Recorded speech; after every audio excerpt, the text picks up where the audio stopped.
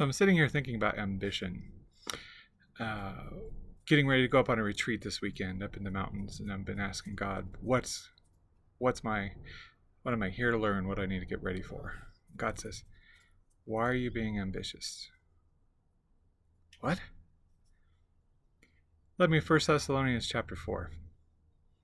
Pretty great chapter. Paul's talking. Make it your ambition to quietly work with your hands, and in so doing, win your neighbor for Christ.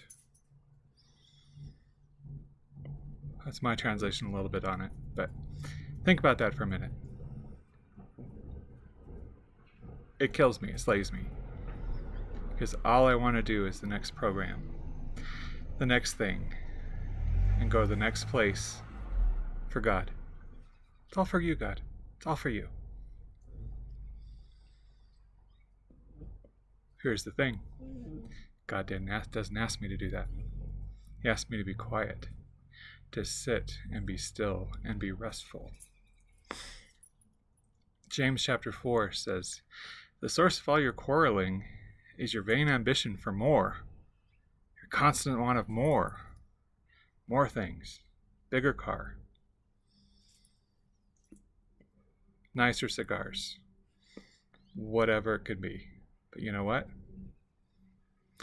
That's the source of everything of it. So I'm sitting here today thinking I should share this, and thinking on ambition, and ambitiously planning on how I'm going to be less ambitious. Think about that for a second.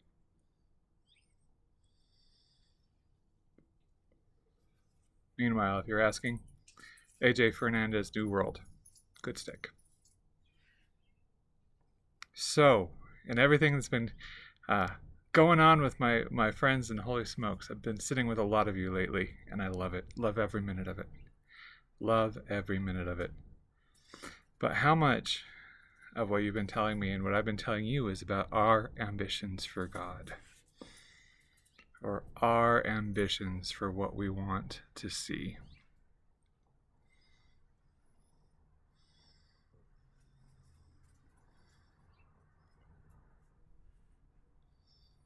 It's a lot of people, and I love it. But I just want to ask you today, are you vainly striving? Is the ambition that's placed in your heart, is that God? Or is that a plan that you have made to go out and be busier and busier?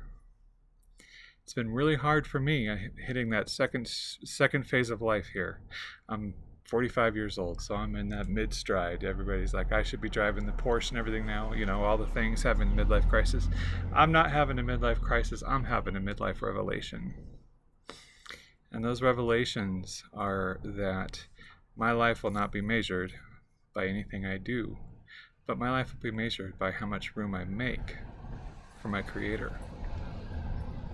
So as you sit and enjoy your cigars this weekend, one, pray for me while I'm up in the mountains with a bunch of guys doing guy things, talking about wisdom. But I also want to ask you, while you're sitting this weekend having a cigar, doing your things, to lay down your ambitions and just be present. Be present, be present, be present. It's hard. It's hard for me, believe me. Many of you here in Colorado Springs at least know how my brain gets wired, and I can go for days and days. But I want to ask you today to slow down, to have that intentional rhythm, and to just put the ambitions that are on your heart, which are many, in front of Him and say, is this you, God, or is it me? That's all I ask. I hope you all know how much you are loved, adored, and prayed for all the time. Look forward to seeing you all soon.